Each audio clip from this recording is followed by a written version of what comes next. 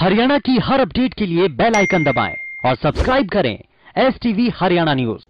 नमस्कार, आपके साथ मैं अनामिका अजय मिश्रा। आप देख रहे हैं प्राइम टाइम डिबेट। महंगाई, वैसे तो ये मुद्दा आम लोगों से जुड़ा हुआ है, लेकिन आम लोगों से जुड़े इस मुद्दे को लेकर इस वक्त विपक्ष सरकार पर हावी है। महंगाई ने विपक्ष को सरकार को घेरने का एक बड़ा मौका दिया है। विपक्ष के लिए राजनीति का हथियार बना महंगाई का यह मुद्दा आम लोगों के लिए किसी अभिशाप से कम नहीं, क्योंकि महंगाई के बोझ तले दबा आम नागरिक इससे निकलने की कोशिश करता है और राजनीतिक दल इसको जरिया बनाकर सत्ता के गलियारे तक पहुंचते हैं। भले ही इससे राजनीतिक दलों और राजनेताओं के दिन और हालात बदल जाते हो, लेकिन बदलते नहीं हैं तो वो है इस देश के आम आदमी के दिन।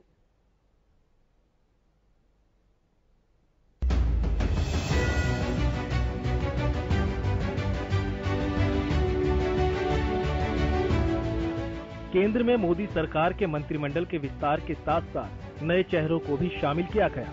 कई मंत्रियों को नई जिम्मेदारियां दी गई। पदभार संभालने के बाद नए मंत्री जनता को बेहतर सेवाएं देने की बात कर रहे हैं। नए विकास कार्यों और बदलावों की बात की जा रही है, लेकिन इस वक्त देश में सबसे ज्यादा बदलाव की जरूरत महंगाई को कम करने की है। कोरोना की वजह से देश की जनता पहले ही परेशान है और ऊपर से बढ़ रही महंगाई कोड़ में खुजली का काम कर रही है। रोज बढ़ रही महंगाई ने आम आदमी की कमर तोड़कर रख दी है। महंगाई के हर मोर्चे पर सरकार फिलहाल बेबस सी नजर आ रही है। हर दिन पेट्रोल, डीजल और गैस के दाम बढ़ाए जा रहे हैं। तेल की कीमतों को अपने नियंत्रण से बाहर बताते हुए सरकार इसे तेल कंपनियों पर डाल रही है और देश की आम जनता तेल की धधकती कीमतों से झुलस रही है। इस हिसाब से लगातार पेट्रोल डीजलों के दामों में बढ़ोतरी देखने को मिल रही है। आपको बताना चाहूंगा, आम जन के लिए काफी परेशानी का सामना करना पड़ रहा है। खासतौर पर देखा जाए तो अभी जो घर का बजट भी गड़बड़ाते हुए नजर आया। जो बाजारों के अंदर सामान है वो दोगुने रेटों पर मिल रहा है। और देखा जाए तो गैस सिलेंडर की बात की जाए तो अब गैस सिलेंडर भी महंगा हो चुका है। आम जन के लिए काफी परेशानी का सामना करना पड़ेगा। इस वक्त तेल की बढ़ी हुई कीमतें सबके होश उड़ा रही है। भले ही शुक्रवार को तेल की कीमतों में बढ़ोतरी ना हुई हो, लेकिन इससे पहले लगातार 2 दिन तेल की कीमतों में बढ़ोतरी की गई। तेल की कीमतों में उछाल ऐसे वक्त में आया जब कांग्रेस बढ़ती महंगाई को लेकर सरकार के खिलाफ प्रदर्शन कर रही थी और केंद्र सरकार अपने मंत्रिमंडल विस्तार में व्यस्त थी।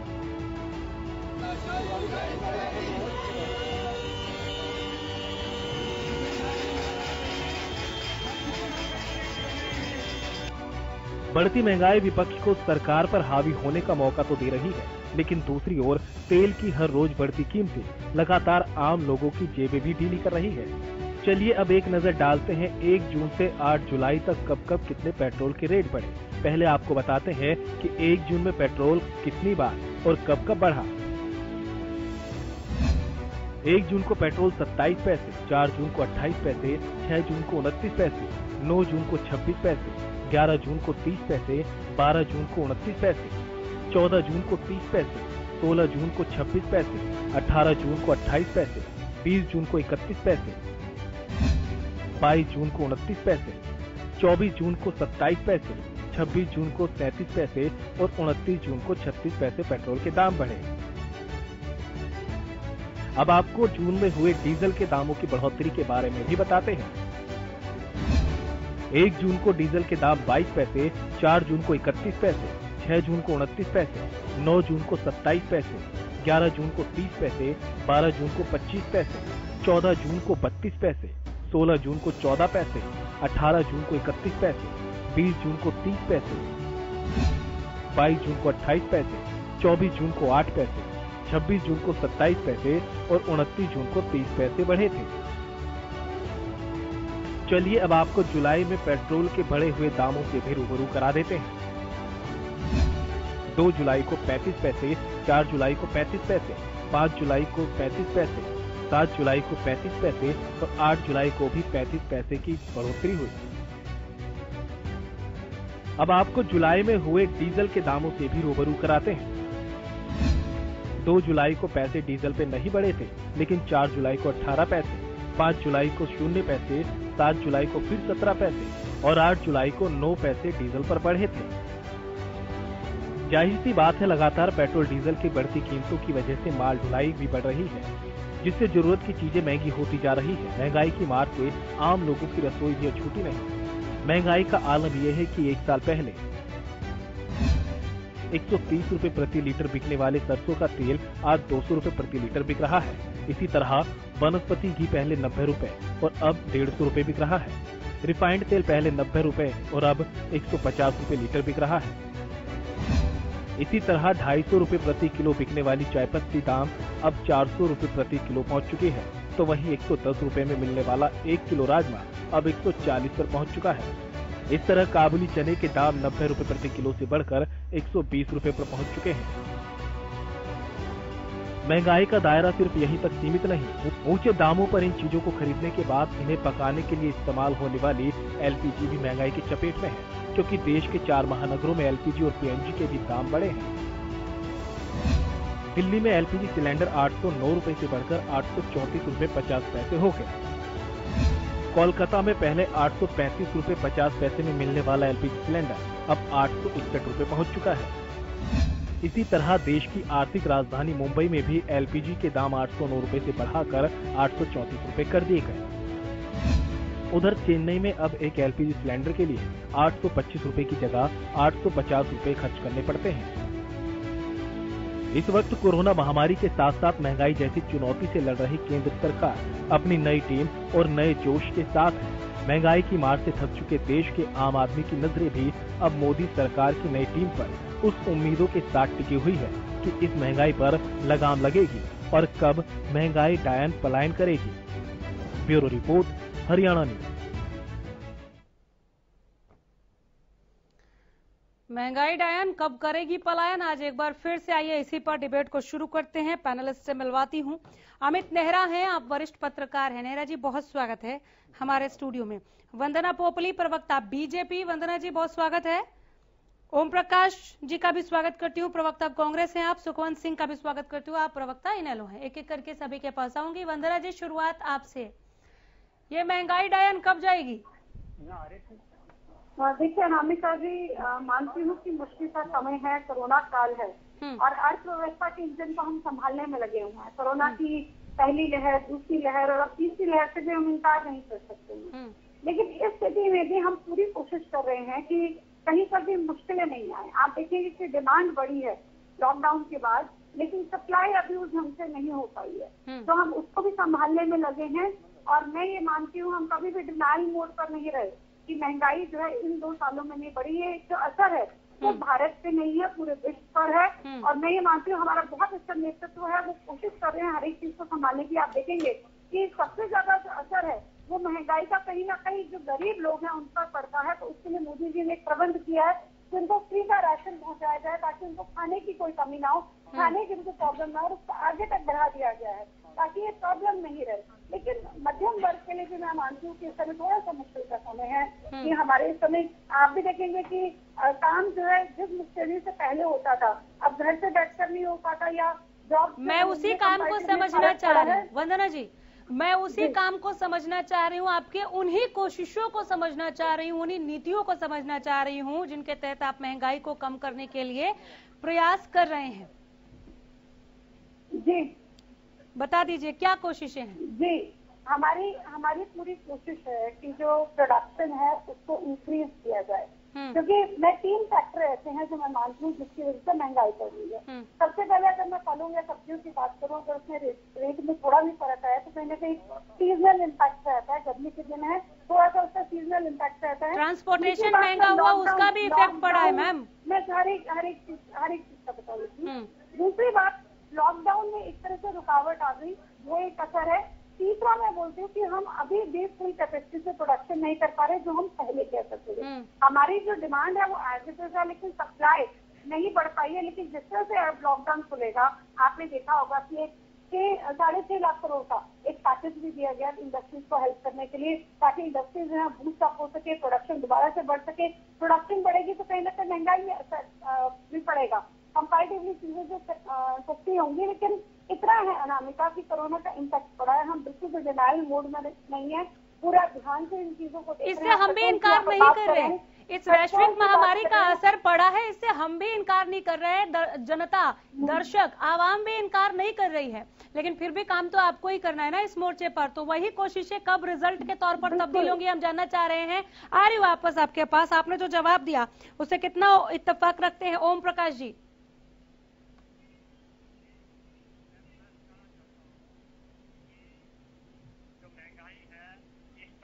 काबू पाने के लिए भारतीय जनता पार्टी की सरकार कुछ नहीं करी। लगातार पेट्रोल, डीजल, रसोई गैस तथा जितनी भी जरूरत की चीजें हैं वो लगातार बढ़ती जा रही है, लेकिन ये इन पर काबू पाने के लिए कोई प्रयास नहीं करे। ये महंगाई के मामले में सरकार पूरी तरह से फेल है और इसको रोकने के लिए आज ये कोई उपाय नहीं करे। आज पूरे देश के अंदर महंगाई की हमारी त्राही मच रही है। आज जो लोग दाल और रोटी खा रहे थे, आज दाल का भाव भी 150 रुपये पार हो गया। आने वाले दिनों में अगर ये ऐसे ही चलती रही तो लोगों को सूखी रोटी और नमक खाने को भी मिलेगा, बड़ा भारी इनको नुकसान हो रहा है। इसलिए जितनी जल्दी हो सके सरकार को इस महंगाई से काबू पाने के लिए अपने प्रयास करने चाहिए। आज अंतर्राष्ट्रीय बाजार में तेल के दाम भी फिक्स है, फिर भी ये सरकार लगातार हर दिन तेल के दाम बढ़ रही है। तेल के दाम बढ़ने के कारण आज हर वस्तु महंगी हो रही है। इसलिए इनको जितनी जल्दी हो उसके इसको काबू पाने के लिए प्रयास करने चाहिए, न कि लोगों को इससे राहत मिल सके। ठीक है, सुखवंत जी। अनामिका जी, सबसे पहले आप सबको नमस्कार। नमस्कार सर। और बहुत दिन बाद आपके साथ मुझे डिबेट करने का मौका मिला। बिल्कुल। मैं सदा जब से मैंने डिबेट करनी शुरू की है, मैं आपको आप सर्वश्रेष्ठ एंकर मानता हूँ। शुक्रिया सर, कोशिश रहती है। जो अभी वंदना जी ने जो कहा, देखो सारी की, थैंक यू अनामिका जी, सारी की सारी चीजें अब कोरोना के ऊपर डाल करके और आप अपना पल्ला नहीं झाड़ सकते। मैं ये पूछता हूँ, कोरोना से पहले क्या महंगाई घटाई थी इन लोगों ने? और उस वक्त देखो महंगाई का मूल है वो पेट्रोल और डीजल होता है। अनामिका जी, हर गुड्स के ऊपर जो एसेंशियल कमोडिटी है, जो लोगों की जरूरियात हैं, वो ट्रांसपोर्टेशन में उनका खर्चा बढ़ता है, उनकी लागत बढ़ती है तो उनका भाव भी बढ़ेगा। एक सीधी सी बात है। अब इस इंटरनेशनल लेवल पर जब मार्केट में क्रूड ऑयल की कीमतें बहुत कम हैं, उस स्थिति में इस देश की सरकार लगातार उसकी कीमतें बढ़ाती जा रही है जी। जिसका एक महंगाई बढ़ने का मूल कारण एक ही है।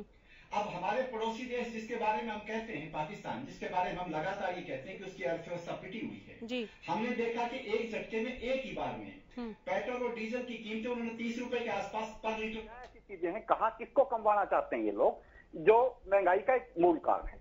दूसरा अनामिका जी, दूसरा जो मूल कारण है, मैं शुरू से एक बात कहता हूँ कि बीजेपी की जब जब इस देश में सरकारें आई हैं या उस सरकारों में शामिल रही या कोalition गवर्नमेंट उन्होंने बनाई है, तो आप देखेंगे कॉर्पोरेट को उन्होंने मदद दी है। जो जो चीजें कारखानों में बनती हैं उनकी महंगाई बढ़ी है, जो जो चीजें किसान कमेरों के खेत में पैदा होती हैं उनकी कीमतें घटी हैं।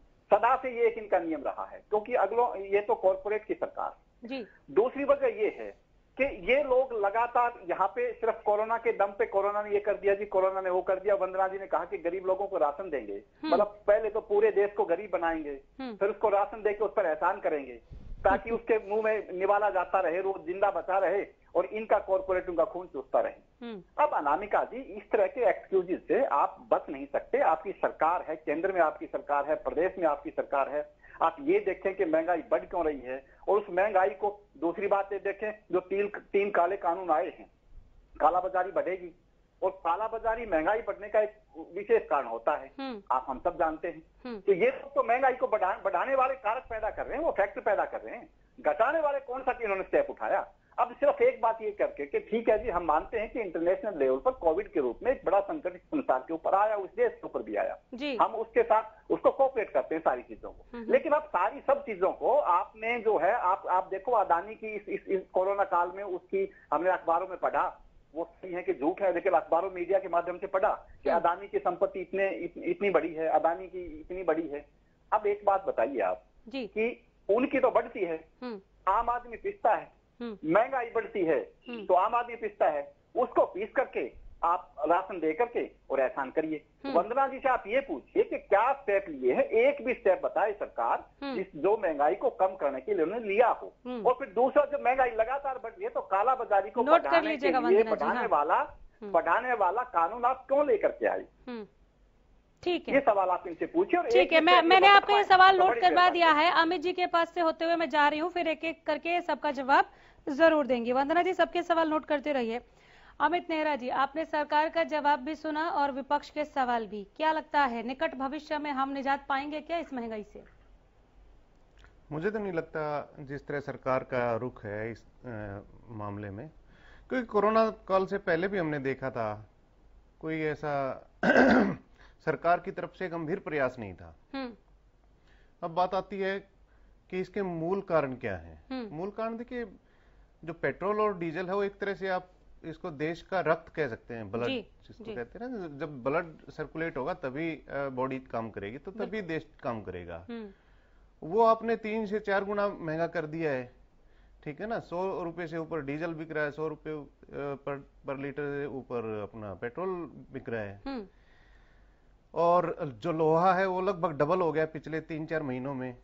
सीमेंट के रेट हैं वो 400 रुपए पर बैग के आसपास पहुंच गए हैं, ठीक है ना। गैस सिलेंडर महंगा हो गया, जो रोजमर्रा की चीजें हैं और इंफ्रास्ट्रक्चर दोनों की। जी अब धीरे धीरे विश्लेषण करेंगे इनका क्या है मामला। तेल पेट्रोल का है, सीधा सा है, आप जीएसटी में ले आइए इसको, ठीक है ना। जीएसटी काउंसिल है, उसके दायरे में क्यों नहीं लाती सरकार इसको? भाई एक आप टैक्स स्लैब निर्धारित कीजिए, आपकी मनमानी खत्म हो जाएगी। भाई आप ठीक है, मैक्सिमम का मेरे ख्याल से 28% है जीएसटी जी, तो आप इसको 40% कर दीजिए, 50% कर दीजिए, 100% कर दीजिए।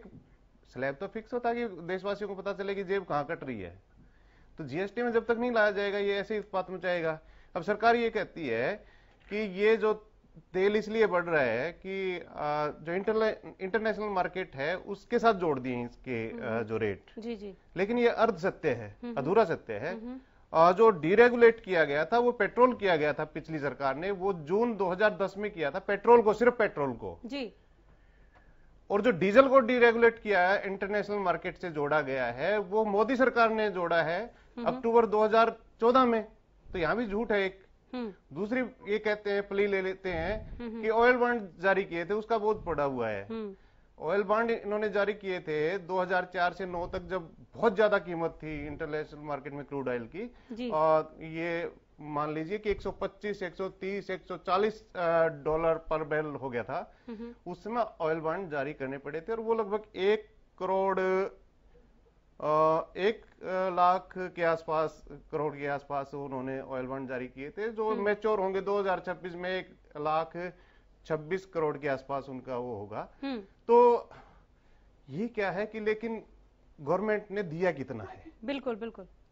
ऑयल बॉन्ड के बारे में ये कह रहे हैं कि उन्होंने महंगाई कर दी थी। ऑयल बॉन्ड सिर्फ 3500 करोड़ रुपए उन्होंने ऑयल बॉन्ड के जमा किए हैं। तो ये भी झूठ है। 3500 करोड़ तो ये एक महीने में, ये एक हफ्ते में कमा लेते हैं इससे।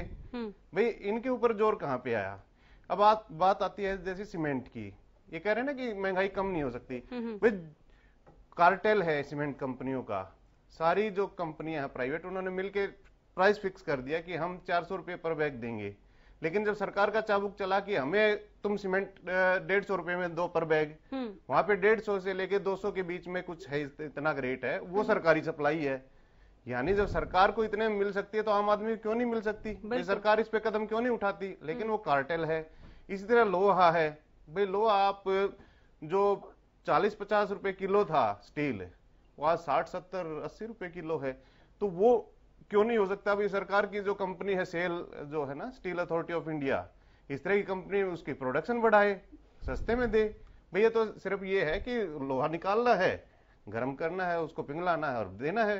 ये चीजें हो सकती हैं, लेकिन इच्छा शक्ति होनी चाहिए। एमएसपी जो है और एमआरपी, दो चीजें हैं। भाई एमएसपी जैसे फसलों पे दी जाती है, सरकार फिक्स कर देती है कि आपकी एमएसपी इतनी है, तो एमआरपी में क्यों नहीं दखल देती? भाई जो मनमाने तरीके से कार्टेल बना के, मैं कार्टेल शब्द का बार-बार शब्द का प्रयोग कर रहा हूँ।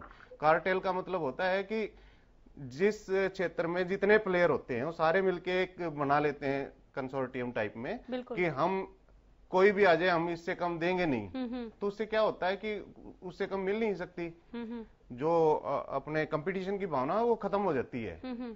तो इस तरह की जो चीजें हैं सरकार को इनमें दखल देना चाहिए। और अब भी समय है, क्योंकि जो थोक कीमतों पर आधारित जो सूचकांक है ना अपना, जो मई के जो डाटा है 12.94% था वो, जो कि पिछले 8 साल में सबसे ज्यादा महंगाई का वो था, एक रिकॉर्ड तोड़ दिया था, डबल फिगर में आ गई थी। अगर सूचकांक देखें, अगर ये कहें ना कि लॉकडाउन से ये हो गया, तो पिछले मई में लॉकडाउन था जब ये महंगाई की जो दर थी ये -3.37% थी। तो कहीं ना कहीं तो दिक्कत है, और सरकार को देखिए इसमें सरकार ही कर सकती है, आम आदमी कुछ नहीं कर सकता, क्योंकि उसके पास चाबुक है, उसके पास हथियार हैं काबू में करने के लिए। तो जब तक आम आदमी, हाँ एक बात एक जो प्रतिभागी ने बड़ी अच्छी कही है, तो सरकार एक तरफ तो ये कह रही है, वंदना जी आ रही, सरकार एक तरफ तो ये कह रही है कि कोरोना के कारण कमाई घट गई, गरीब और गरीब हो गए, लेकिन कारपोरेट को मुनाफा कैसे हो गया ये तो बताएं खोल के कि उन्होंने कमाया कहां से। वंदना जी देखिए, सबसे पहले मुझे लगता है एक एक करके जवाब दूंगी मैं। बिल्कुल बिल्कुल। कांग्रेस के प्रवक्ता बैठे हैं, उन्होंने तो एक भाषण सा दिया, मुझे नहीं लगा किसी मुद्दे पर वो बात करना चाहते हैं, कुछ रटे रटाए शब्द है उन्होंने यहाँ पर बोल दिए। लेकिन यहाँ पे आनंद के जो प्रवक्ता बैठे हैं उन्होंने कहा कि आपने कोरोना से पहले महंगाई घटाई, यही प्रश्न कहीं ना कहीं नेहरा जी का था, तो आपको मैं विकास के साथ बताऊंगी। अगर आपने अभी यहाँ पर थोक वृद्धि दर की बात की ना, मैं दोनों का ही बताऊंगी, मैं थोक वृद्धि दर का भी बताऊंगी और खुदरा भी बताऊंगी। खुदरा जो है वो 2010 में थी 11.99%, इन्फ्लेशन की बात कर रही मैं। 11 में थी 8.86, 12 में 9.31, 2013 में 11.06, 2014 में 6.65 और 2015 में 4.91, 16 में 4.95, 17 में 3.33, 2018 में 3.95, 19 में 3.72 और 20 में 6.62। बिल्कुल आपकी बात सही है। आप यहाँ पर कह रहे हैं इन्फ्लेशन बढ़ा है, मैं कह रही हूँ बिल्कुल, तो यहाँ पर जो खुदरा है वो भी बढ़ा है, थोक है वो भी बढ़ा है, लेकिन पिछले पूरे 7 साल तक हम इसको कंट्रोल करने में कामयाब रहे। आपने देखा कितना परसेंट बढ़ा है, कहीं पर 3, कहीं पर 4, जो पहले 11 या 10 हुआ करता था, हमने उसको जो बढ़ाने की परसेंटेज है उसको हमने कम किया, यानी कि हमने महंगाई को कंट्रोल किया। बड़े बड़े इकोनॉमिस्ट ये मानते हैं, मुझे पता नहीं नेहरा जी ने प्रश्न क्यों पूछा, बड़े बड़े इकोनॉमिस्ट मानते हैं कि पिछले 7 साल में मोदी सरकार कहीं ना कहीं महंगाई को कंट्रोल करने में सफल रही है। अगर आप यहाँ पर थोक की भी बात सुनते हैं तो सुन लीजिए, 2006 में 6.6, पिछले साल मैम, केवल पिछले साल का सवाल नहीं है, सवाल वर्तमान में महंगाई को लेकर है। मैं एक बात का जवाब दे देती हूँ। मुझे लगता है मैंने ये जो प्रश्न पूछ रहे थे कि कोरोना से पहले महंगाई घटाई थी, तो मैंने उसका जवाब दे दिया।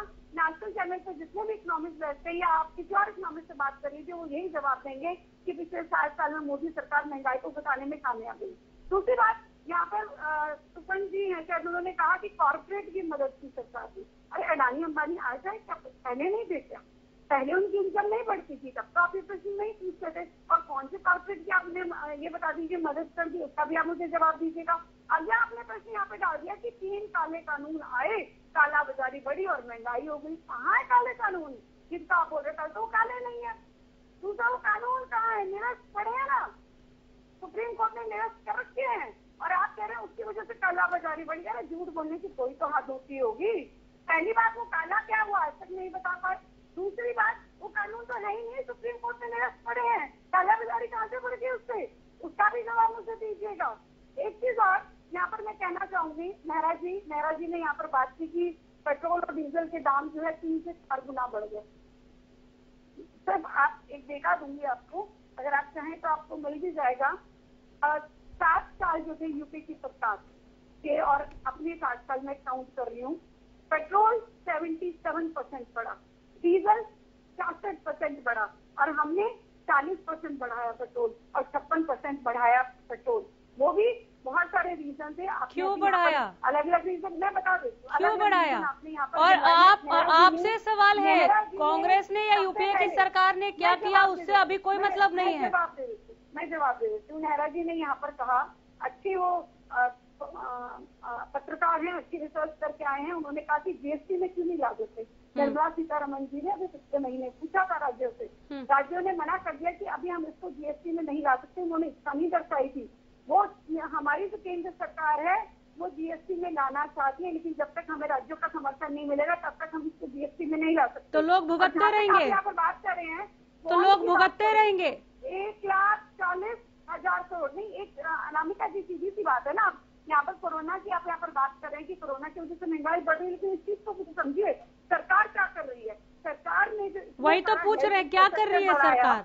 सरकार ने जितना हेल्थ इंफ्रास्ट्रक्चर बढ़ाया वो कहाँ से आया?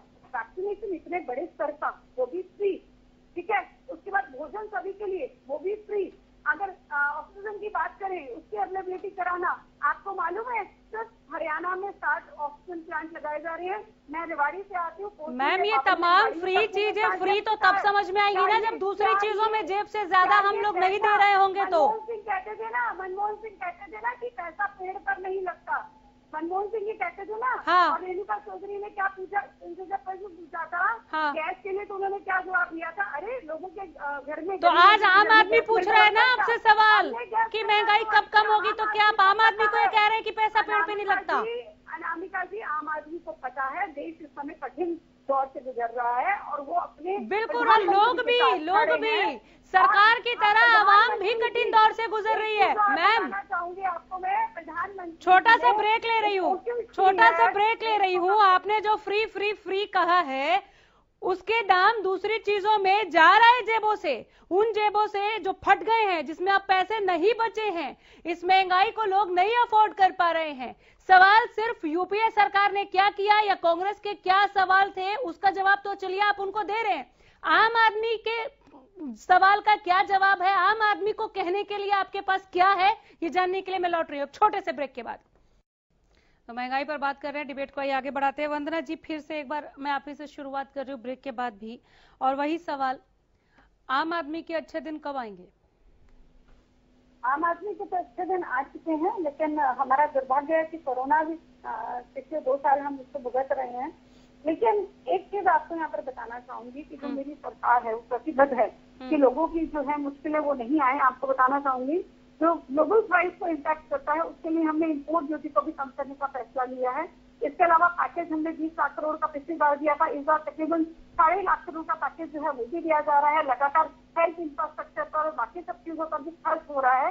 मानती हूँ इस समय थोड़ी सी मुश्किल है, हम डिनायल मोड में बिल्कुल भी नहीं है, लेकिन आने वाले समय में मुझे लगता है हम अच्छी पॉलिसीज की तरफ देख रहे हैं, जिससे कोशिश की जाए कि जल्दी से जल्दी इस महंगाई से हम कहीं ना कहीं काबू पाएं, ताकि जो देश की इकोनॉमिक ग्रोथ कहीं ना कहीं डाउन आई है उसको वापस दोबारा से लेकर जाएं। एक बड़ा चैलेंज हमारे सामने कोरोना की तीसरी लहर को भी लेकर है, उसकी भी हमें तैयारियां करनी है, लेकिन हमें जनता का भी साथ चाहिए। जनता को मालूम है कि सिचुएशन क्या है, जो सैलरीज घटी है उसका इम्पैक्ट उनके बजट पर पड़ा है। तो 3 बजट सरकार की कहीं ना कहीं सरकार के बजट पे भी पड़ता है, लेकिन फिर भी हम पूरी कोशिश कर रहे हैं कि मैक्सिमम जितनी ज्यादा मदद लोगों को पहुंचाई जा सके और जितनी जल्दी पहुंचाई जा सके हम उस दिशा में काम करें। सुखवंत जी,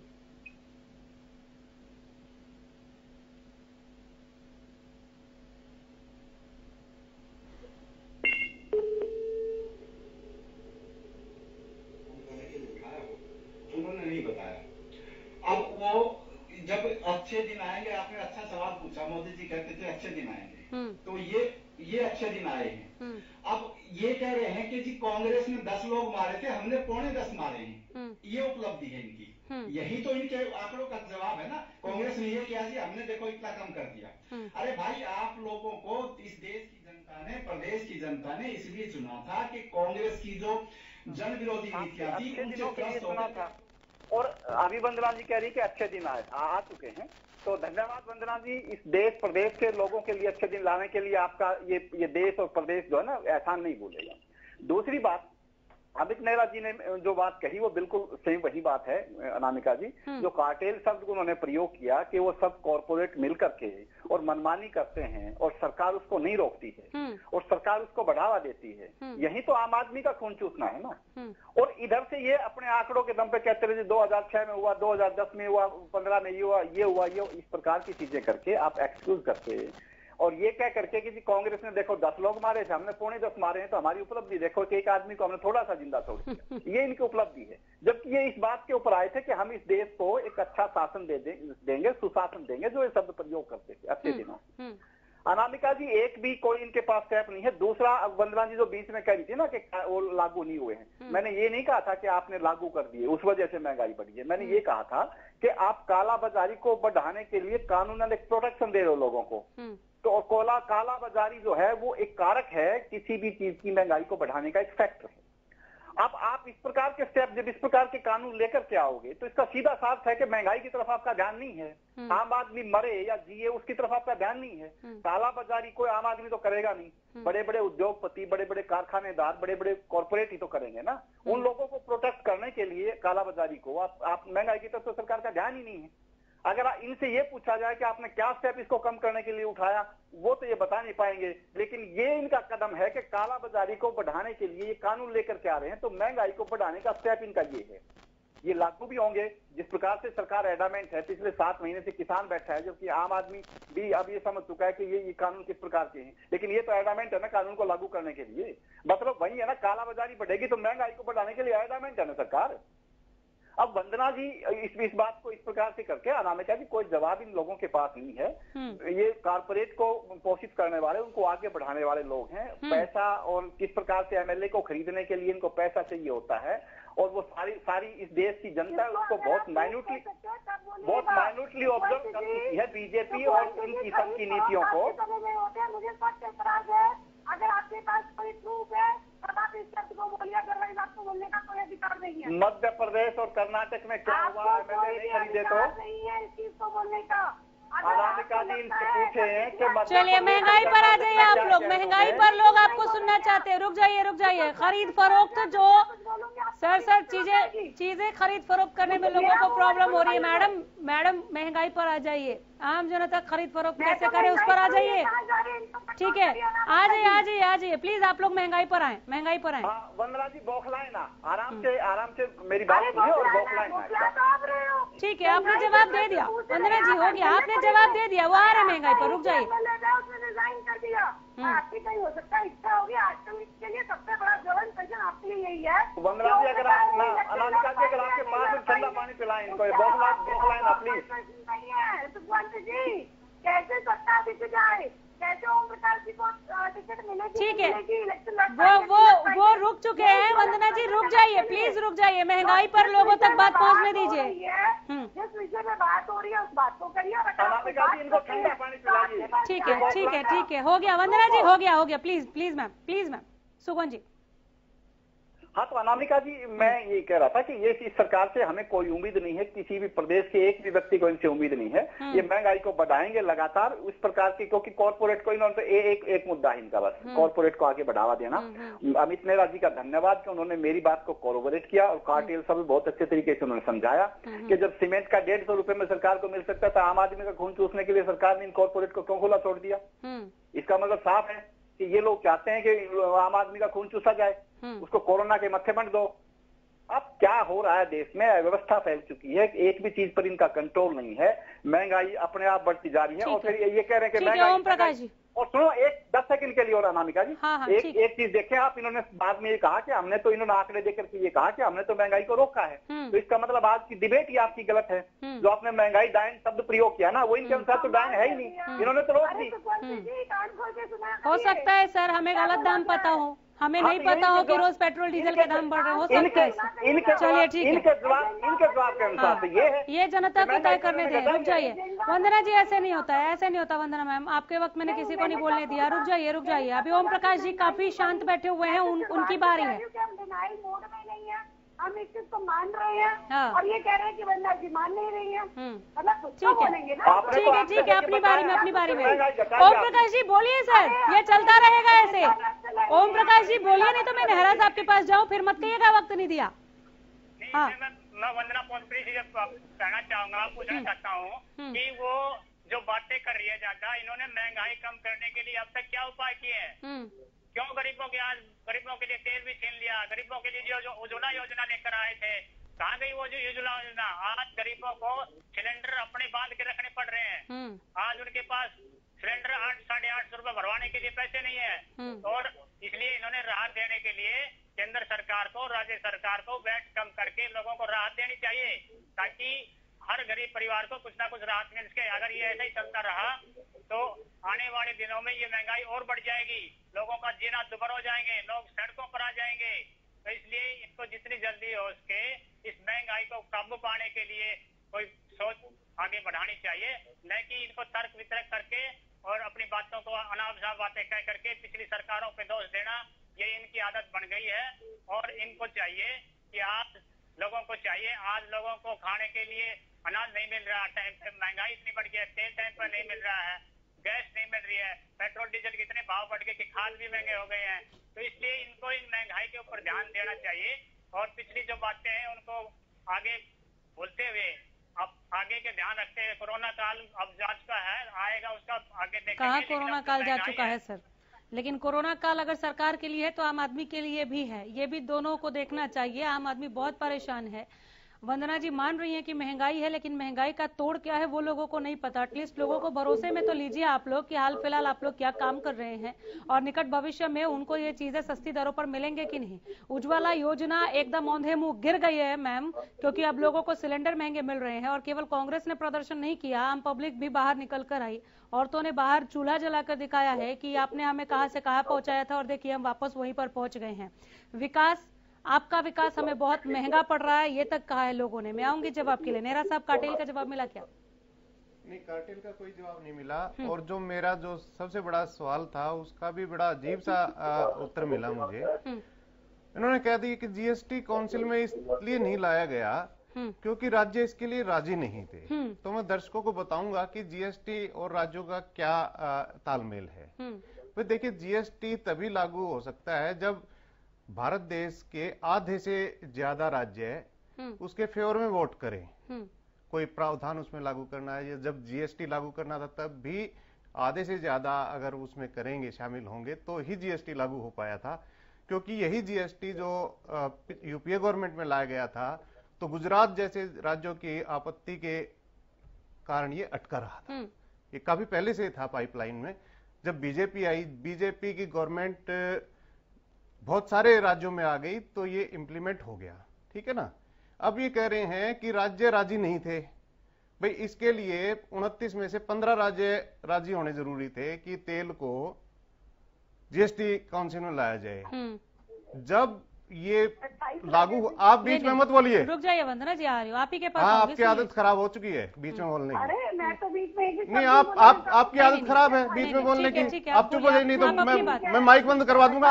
माइक बंद करवा दूंगा मैं। अमित जी आप अपनी बात बोलिए। माइक बंद ना ना ना ना, गलत बात ना। माइक बंद करने की बात हम पे रहने दीजिए, हमें तय करने दीजिए, हमें तय करने दीजिए। तो फिर मैं चुप हो जाऊंगा इनको बोलने। मैम नहीं, आप बीच में नहीं बोलेंगे। आप बीच में क्यों बोल रहे हैं? आ रही हूँ मैम, आ रही हूँ। आदत खराब है। नेहरा जी आप अपनी बात करें। नहीं, इनको चुप कराइए। मैं नहीं बोल रहा। नहीं, कहाँ चुप हो गई? वंदना जी कहाँ चुप हो गई? अपनी बारे में बोलिए प्लीज मैम। मैं आ रही हूँ। नहीं, म्यूट कराइए। ऐसे मैं नहीं बोल पाऊंगा। मैं नहीं बोल पाऊंगा। नहीं हो गया मैम, ठीक है। आप अपनी बारी में एजेंडा समझाइए कि किसका क्या एजेंडा है। रुक जाइए मैडम, ऐसे नहीं होता है। अगर म्यूट नहीं हुआ तो मैं नहीं बोलूंगा। ऐसे नहीं होता है सर, आप अपनी बात रखिए। अगर म्यूट नहीं हुआ तो मैं नहीं बोलूंगा। म्यूट किसे करना है वो हम तय करेंगे ना सर। तो फिर मैं नहीं बोलूंगा। काउंटर तो किया जा सकता है ना। उन्होंने एक लाइन बोला, 5 मिनट वेस्ट हो गया। आप अपनी बात रखिए। वो चुप हो गई। उनके पास टाइम नहीं है क्या? हो गई है चुप, आप अपनी बात बोलिए ना। तो मैं ये कहना चाह रहा हूँ कि 15 राज्यों की कंसेंट जरूरी थी और मैं लिस्ट देके बता रहा हूं कि कितने राज्यों में बीजेपी की सरकार थी जो नहीं चाहते थे कि ये पेट्रोल और डीजल जीएसटी काउंसिल में ना आए, क्योंकि बीजेपी का उन पे नियंत्रण नहीं था इसके हमले राज्यों पे। राज्य थे त्रिपुरा, उत्तर प्रदेश, उत्तराखंड, बिहार, गोवा, मणिपुर, हिमाचल प्रदेश, जम्मू कश्मीर में भी इनकी सपोर्ट से सरकार थी, हरियाणा, राजस्थान, गुजरात, मध्य प्रदेश, छत्तीसगढ़, झारखंड, महाराष्ट्र, आंध्र प्रदेश, असम, अरुणाचल और सिक्किम में भी इनकी समर्थित सरकार थी। ये टोटल 19 प्रदेश थे। तो ये नहीं चाह रहे थे बीजेपी वाले, ठीक है ना। आप कह तो सकते, आरोप लगा सकते हैं, लेकिन वास्तविकता तो हम बताएंगे। भाई 19 राज्यों में बीजेपी की सरकार थी, 15 की कंसेंट जरूरी थी, तो नहीं चाहते थे, नहीं हुआ। लीजिए जवाब मिल गया। दर्शकों का यही बताने का तो है ना भाई, हम एलफेल नहीं कर सकते। हम चलिए जवाब ले लेती हूँ, मैं जवाब ले लेती हूँ, आती हूँ। तो ये बात मुझे ना बड़ी हैरानी हुई नेहरा जी की इस बात पर। उन्होंने कहा कि 29 स्टेट में से, तो मुझे मैंने उनको करेक्ट कर दिया कि अभी 28 स्टेट हैं और ये स्टेटमेंट पिछले महीने की है। तो उस हिसाब से मैंने इनको 28 स्टेट बोल दिया। तो किस तरह से मतलब ये नियंत्रण में लेने की। चलिए 19 और 15 वाले पे आ जाइए, मुद्दे पे आ जाइए, ठीक है। उस बात खत्म कीजिए, खत्म कीजिए। मुझे मालूम है कि कौन कौन से स्टेट में हमारी सरकार है। मैंने कब कहा कि सिर्फ विपक्षी स्टेट ही नहीं मान रहे थे। मैंने तो सिर्फ स्टेट बोला ना, मैंने ये तो नहीं कहा कि हमारे भी स्टेट हमारे। तो क्या आपने ये कहा कि अपने राज्य सरकारों को भी नहीं मना पाए आप लोग? बिल्कुल, अगर नहीं मना, नहीं, अगर आपकी नीयत होती, इच्छा शक्ति होती, तो आप अपनी सरकारों को भी नहीं मना पाते क्या? ये डिस्कशन का मुद्दा है। स्टेट ने कहा कि हम कोरोना समय में हमें मुश्किल हो रही है, अभी इसको जीएसटी में मत लाइए, हमारी इनकम का नीड तो सोचिए, और वो सारा खर्चा पहले की सरकारों की। सबका साथ सबका विकास में केवल आपकी स्टेट गवर्नमेंट आती है या लोग भी आते हैं? स्टेट ने कहा, वंदना जी, स्टेट ने कहा कि हमें मुश्किल हो रही है, आम पब्लिक कह रही है कि हमें मुश्किल हो रही है, तो वो कौन देखेगा? अनामिका, ये मेरी बात सुनिए, मैं आपके प्रश्न का जवाब जरूर दूंगी। सारा पैसा सोनिया गांधी, राहुल गांधी के घर नहीं जा रहा है, आज विकास में लग रहा है। ये नहीं है कि पैसा, अरे वही विकास तो महंगा पड़ रहा है मैडम। रॉबर्ट वाड्रा का जो किस तरह से जमीन किस तरह से कन्वर्ट की गई, वो समझने का पैसा कहाँ गया? अगर पैसा यहाँ पर आ रहा है पेट्रोल डीजल से, ठीक है, अच्छी बात है, अच्छी बात है, लेकिन बहुत अच्छी बात है। हाँ, रिजल्ट दिखाएं, रिजल्ट दिखाएं। इसलिए हम क्या चाह रहे हैं कि इंडस्ट्रियल प्रोडक्शन बढ़े, हमने उनको पैकेज भी दिया है, प्रोडक्शन बढ़ेगी तो ऑटोमेटिकली महंगाई कम होगी। हमारा पूरा ध्यान इस तरफ से। अभी बात कर रहे थे ओम प्रकाश जावला जी, बहुत जल्दी आपके सामने होगा। देखिए, हथेली पे तो लड़ाई नहीं जमती, लेकिन जनता समझती है हमारे को कि स्थिति कैसी है, और जो मोदी जी है, जनता के ही सवाल पूछ रही हूँ मैम, जनता के ही सवाल पूछ रही हूँ। आपने एक बात कही, एक मिनट रुकिए मैम, अच्छा बोल रही हैं आप, एक सेकंड प्लीज सुन लीजिए, एक लाइन का सवाल है। स्टेट गवर्नमेंट ने कहा कोरोना काल में हमें मुश्किल हो रही है, तो निर्मला सीतारमण जी समझ गई, वो मान गई, ठीक। स्टेट के लोग ये कह रहे हैं कि हमें महंगाई से मुश्किल हो रही है, तो सबका साथ सबका विकास में आपके केवल स्टेट गवर्नमेंट आते हैं या उस गवर्नमेंट को बनाने वाले लोग भी आते हैं? हमने पैकेज दिया ना कि प्रोडक्शन बढ़े, हमने कहा ना इम्पोर्ट एक्सपोर्ट कर दीजिए, प्रोडक्शन बढ़ाइए, किसने करा है? ये फौरी राहत है, बात ही तो समझे हम, ये फौरी राहत है, बात तो समझे हैं। और पेट्रोल के रेट भी बहुत जल्दी कम होंगे, ऑटोमेटिकली सारी चीजें जो है वो ठीक होंगी, आपके सामने ही होंगी। पिछले 7 साल भी मैनेज करके रखा था, तो हमें थोड़ा सा मुश्किल है, लेकिन उसको कर रहे हैं हम भी। स्टेट ने क्या कहा कि हमें जनता पे लगाना है, उन्होंने भी यही बोला, स्टेट में जनता पर ही लगा रहे हैं ना।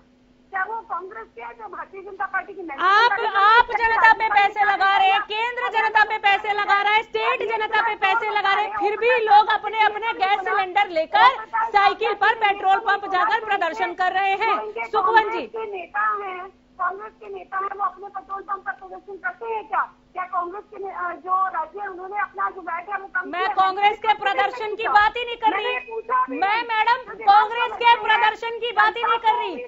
यहाँ कांग्रेस प्रवक्ता बैठे हुए, वो आपको एक भी काउंटर क्वेश्चन नहीं कर रहे हैं। मैं हैरान हूँ। एक मजबूत विपक्ष से हम जनता की आवाज बनने की उम्मीद करते हैं। ओम प्रकाश जी आपको एक काउंटर क्वेश्चन नहीं कर रहे हैं, और न ही मैं कांग्रेस के प्रदर्शन की बात कर रही हूँ। मैंने आपको चुना है, मुझे आपसे जवाब चाहिए। आप कह रहे हैं कि हम महंगाई कम करेंगे, तो कब करेंगे? ये है सवाल। आपने एक पैकेज दिया, अभी आपने एक बीज बोया है, जब पेड़ बड़ा होगा तब तक तो और ज्यादा कंगाली के हद पे आ जाएंगे हम।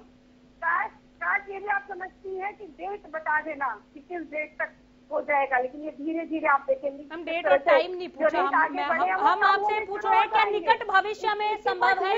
ये होती है अनामिका से, इसकी कोई डेट नहीं होती, इसकी कमिटमेंट होती है। कमिटमेंट मैं बैठ के कर रही हूँ, मोदी जी कर रहे हैं, खट्टर जी कर रहे हैं, वो कमिटमेंट हमारी देश की जनता की तरफ है, प्रदेश की जनता की तरफ है। कल बीजेपी प्रवक्ता जुड़े थे, मैं ही डिबेट कर रही थी, वो कह रहे हैं महंगाई कंट्रोल में है।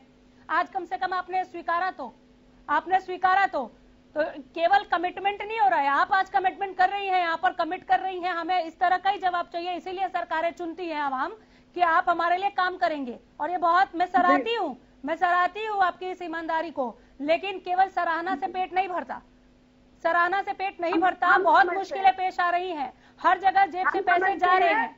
We can understand your problem की वैश्विक महामारी है, आपके लिए मुश्किलें हैं, आपको भी हमारी प्रॉब्लम समझनी चाहिए। ओम प्रकाश जी कुछ बोलिए सर, कुछ तो बोलिए। महंगाई के मोर्चे पर कहीं तो सरकार को घेरिए।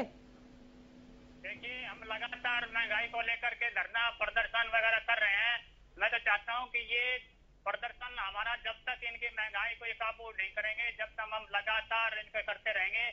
मैं इनको भोसले जी को बताना चाहता हूँ कि जब हमारी सरकार में थोड़ा बहुत पेट्रोल का दाम बढ़ा था, तो उस टाइम ये नगन होकर के प्रदर्शन करते थे, और आज जब पेट्रोल का दाम पूरे 100 के पार हो रहा है, तो आज आज ये चुप्पी साध रहे हैं पूरे, कोई नहीं बोलना चाह रहा। आज चुप्पी क्यों साध रहे हैं ये? आज पहले वाले प्रदर्शन क्यों नहीं करते? आज दिखाओ, पेट्रोल के दाम कम कराओ, लोगों को कुछ राहत दिलाओ, लोगों को कुछ सामग्री में राहत मिले, कुछ तेल में राहत मिले, गैस में राहत मिले। आज इन्होंने जो सब्सिडी गैस पे थी उसको भी खत्म करके वो भी खा गए। और आज ठीक है सुखवन जी। अनामिका जी देखो, इस डिबेट की शुरुआत में मैंने आपको बेस्ट एंकर कहा था, आपने बेस्ट क्वेश्चन किए और जिनका जवाब नहीं था। दूसरा, ओम प्रकाश जी क्या बोलेंगे, इनका ये भी शामिल हैं आज। ये जो जहां स्थिति पूछी है ना महंगाई की, तो इनका कंट्रीब्यूशन भी बड़ा है। कांग्रेस क्या बोलेगी? अब कांग्रेस बोल कैसे सकती? साल तो बोले, साल नहीं क्या बोले। और इसी बात का फायदा बीजेपी वाले उठाते हैं, वो एकदम से आंकड़े लेके आते हैं कि देखो तुम ये बेचारे चुप है। ओम प्रकाश जी तो कैसे बोले? अब सही बात ये है अनामिका जी कि इस देश की जो स्थिति है वो दोनों ने मिलकर खराब की, और दोनों ही कॉरपोरेट को, जैसे अभी वंदना जी की, मैं इस बात से सहमत हूं कि जो कॉरपोरेट थे वो पहले भी बढ़ते रहे हैं, और कहीं पर भी आपको एक चीज ऐसी दिखाई नहीं देगी, बीजेपी कांग्रेस के जूतों में ही पांव डाल के आगे बढ़ रही है। और महंगाई के ऊपर जो ऐसी चीज है कि धीरे धीरे धीरे करके इन्होंने इरिवर्सिबल प्रोसेस बना दिया इसको, कि ये बढ़ तो जाती है, घट नहीं जाती। दूसरी अभी वंदना जी ने कमिटमेंट की है, आपने उसकी अप्रिशिएट किया, मैं भी उसकी अप्रिशिएट करता हूं। और कमिटमेंट इनकी इस प्रकार की है, जैसे माननीय प्रधानमंत्री जी ने 15 लाख की कमिटमेंट की थी, माननीय प्रधानमंत्री जी ने काला धन लाने की कमिटमेंट की थी, अच्छे दिन लाने की कमिटमेंट की थी। वैसे ही वंदना जी की कमिटमेंट भी है कि महंगाई घटेगी। फिर कोई दूसरा नेता आएगा वो कह देगा नहीं जी महंगाई घटाने वाली बात तो हमारी एक जुमला थी, महंगाई घट नहीं सकती। तो इन चीजों के, इनके ऊपर ये अपनी क्रेडिबिलिटी खो चुके हैं, सरकार कंट्रोल खो चुकी है। और मुझे, और कम से कम इंडियन नेशनल लोकदल को इन लोगों से कोई उम्मीद इसलिए नहीं है कि ये लोग इस देश में सकारात्मक माहौल बनने देना नहीं चाहते। ये लोग इस देश 7 महीने से बैठे हैं, जब कोई वो नहीं चाहते, आप बिल क्यों थोप रहे हो? जो बिल लाने चाहिए वो आप लेकर नहीं आ रहे, जो कानून लाने चाहिए वो लेकर नहीं आ रहे, जो नहीं लेकर के आने चाहिए वो लेके आ रहे हो। इन लोगों की तो एक दूसरी चाल है। ये लोग पता नहीं किस अदृश्य शक्ति से वशीभूत होकर के और इस प्रकार की चीजें करते हैं। ये कमिटमेंट कितने ही करवा लो, इनके जुमले हैं, बैठ के अच्छी अच्छी भाषा में अच्छी अच्छी बातें करेंगे, आंकड़े पेश करेंगे, अखबारों की कटिंग देंगे, फला दिन का ये वो, लेकिन नहीं होना जाना। अब महंगाई इनके अनुसार तो घटी हुई है, इन्होंने तो कांग्रेस के कंपेरेबल जो है ना महंगाई को बहुत घटा दिया। और ये हम यहाँ बैठ के बेवजह डिबेट कर रहे हैं कि महंगाई बढ़ रही है। बेवजह नहीं, यहाँ तो लोगों की आवाज बन रही है। वंदना जी के अगर आंकड़ों को माना जाए, ठीक है, मैं आपके सवाल का जवाब ले लेती हूँ। कमिटमेंट या जुमला, वंदना जी? 100% कमिटमेंट हमेशा से। और जहाँ पर सुखवंत जी बात कर रहे हैं वो एक एजेंडा चलाने की कोशिश कर रहे हैं कि भारतीय जनता पार्टी जो है आम जनता से दूर है, कॉर्पोरेट के पास है। लेकिन आप कितनी बार भी कहने से फर्क नहीं पड़ेगा। मुझे लगता है आपको अपना रूल भी याद करना चाहिए। इस समय क्या हुआ था, मैं ज्यादा उस पर चर्चा नहीं करना चाहती, क्योंकि आज मेरा जो पूरा ध्यान है इस मुद्दे पर है। और बिल्कुल 100% कमिटमेंट है। हम चाहते हैं मैक्सिमम टू मैक्सिमम महंगाई जो है हम उसको नीचे लेकर आए, ताकि जो आम जनता है उसको राहत मिले। और मेरे कमिटमेंट पर, मोदी जी के कमिटमेंट पर जनता को विश्वास है। सुखन जी, आपको तो कभी होगा नहीं, आपके अच्छे दिन आने से रहे, लेकिन जनता के अच्छे दिन जरूर आते हैं। ठीक है, नेहरा साहब। देखिए, बात वो है, हवाई से वादों से बातें नहीं बनती, ग्राउंड पे काम होना चाहिए। और आपकी बात बिल्कुल सही है, जब विपक्ष कमजोर होता है तो इस तरह की सिचुएशन आती है, उसमें जनता पिसती है। विपक्ष का मजबूत होना बहुत जरूरी है। तो कई बार क्या होता है कि सीटें बेशक कम आए विपक्ष के पास, लेकिन नेता दमदार होने चाहिए। बिल्कुल बिल्कुल होने ठीक है ना? तो प्रदर्शन होने चाहिए, बिल्कुल होने चाहिए, जगह जगह घेरना चाहिए, हर जगह इनको बताना चाहिए। एक चीज मैं देख रही हूँ नेहरा साहब, कल की डिबेट में भी ये बात उठी थी कि अपने टाइम में तो ये लोग अर्धनग्न होकर प्रदर्शन किया करते थे, बिल्कुल ठीक, आवाज उठाते थे, और जब ये इनको सत्ता मिली है तो ये लगातार महंगाई बढ़ा रहे हैं। ये कांग्रेस खुद स्वीकार करती है कि अपने टाइम में बीजेपी ने पुरजोर तरीके से आवाज उठा दी थी और उसका असर दिखा, लेकिन हम नहीं उठा पा रहे। देखिए, उसमें क्या है कि मैं ज्यादा टिप्पणी नहीं करना चाहता कांग्रेस के ऊपर, क्योंकि कांग्रेस का जो प्रदर्शन रहा है वो जग जाहिर है। ठीक है ना? जब सेंट्रल लीडरशिप जो आला कमान है वो कमजोर हो जाती है तो इस तरह की स्थितियां आती हैं आगे। आपने एक बात कही, प्रदर्शन। देखिए, प्रदर्शन में भी सरकार सहिष्णु नहीं है। एक छोटा सा उदाहरण दूंगा। हाँ। श्याम रंगीला एक कलाकार हैं, अच्छे कलाकार मानता हूं मैं, गली मोहल्ले के ही हैं, वैसे बड़ा नाम नहीं है। तो उन्होंने जो पेट्रोल डीजल की महंगाई पे एक वीडियो शूट किया था और उनकी गलती सिर्फ ये थी, एक निजी कंपनी जो थी ना एसआर, उसमें पेट्रोल पंप पे वो शूट कर लिया था साइकिल पे आपने देखा होगा। तो उसके खिलाफ एफआईआर करवा दी। एफआईआर किसने करवाई? पेट्रोलियम इंडस्ट्री ने, पेट्रोलियम मिनिस्ट्री ने बाकायदा लेटर लिखा कि इसके ऊपर एफआईआर की जाए, सिर्फ इसलिए कि इसने विरोध किया है पेट्रोलियम प्रोडक्ट का जो बढ़ोतरी हुई है। तो इस तरह की चीजें देखिए ये डराती हैं आदमी को। कौन निकलेगा भाई? आप प्रदर्शन का अधिकार है हमारा, बिल्कुल जो है। हाँ, जो हमारे मूल अधिकार हैं उनमें से एक है अधिकार, आप उसको भी छीनोगे। लेकिन इसमें क्या है कि फिर वही बात है, विपक्ष कमजोर है, विपक्ष के पास ऐसे नेता नहीं बचे। और देखिए दूसरी बात, छोटी सी मैं एक उदाहरण देना चाहूंगा। भारत की अगर पूरी अर्थव्यवस्था को समझना चाहें, ये नारा तो देते हैं कि 60 साल में ये हुआ। भाई 1990 में आपको पता होगा कि सोना गिरवी रखना पड़ा था, और उसके बाद जो 91 में गवर्नमेंट आई थी वो कांग्रेस की ही थी, नरसिंह राव की। और उन्होंने यहाँ पे बिल्कुल खोल दिया था इंडस्ट्री को, जो हिच थी, जो रेड टेपिज्म था।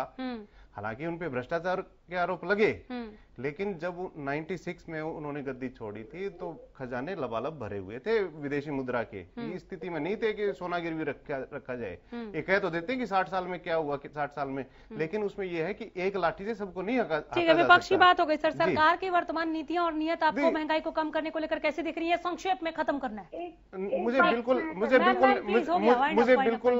कुछ दम नहीं। आपने कमिटमेंट दे दी, बस बात वही खत्म हो जाती है, फिर हाजिर हो जाऊंगी मैं। मुझे 10-15 दिन में पूछेंगे कि क्या रहा आपके कमिटमेंट का। मुझे बिल्कुल दम नहीं लग रहा है इसमें। अगर दम है तो सरकार इसको खोले और आक्रामक बैटिंग करे, क्रीज छोड़ के बैटिंग करे। उसके लिए क्या है कि इंफ्रास्ट्रक्चर जो होता है वो पूरे देश को चलाता है आगे। इंफ्रास्ट्रक्चर में क्या है कि सड़क तो ठीक चल रही है, मकान वगैरह, इनके लिए सीमेंट के रेट कम करो, लोहे के रेट कम करो, डीजल के रेट कम करो, तभी तो आगे चलेंगे। कमिटमेंट से ही संतुष्ट हो गया, वक्त है नहीं, दोबारा से जरूर हाजिर होंगी आपके कमिटमेंट पर ही आपसे जवाब लेने के लिए।